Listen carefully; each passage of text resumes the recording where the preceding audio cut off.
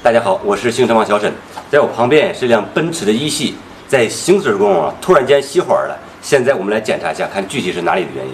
这个车主描述在启动的过程中有些异响。现在我们把这个火花塞拆下来看看。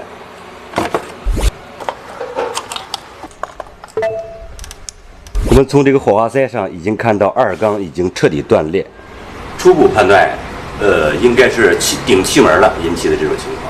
首先，我们把这个发动机的上半部分缸盖，我们把它拆下来，看一下里边的细节。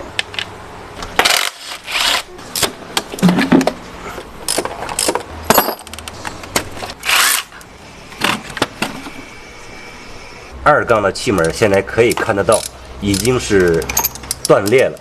好，现在我们接着往下拆。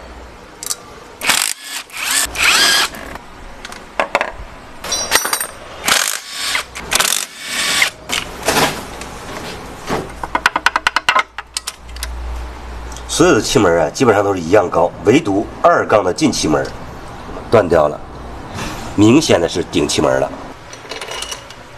现在我们把这个缸盖给取下来，揭晓一下里面的谜底。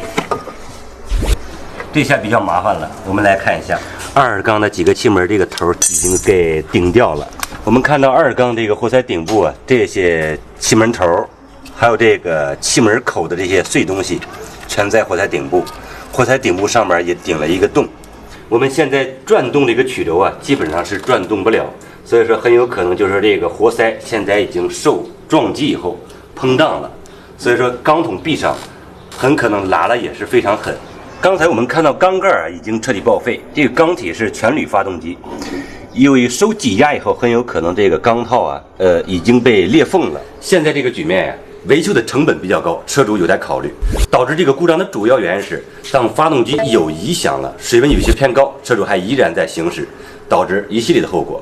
喜欢我们节目的朋友，请记得点赞加关注，咱们下期再见。西瓜视频。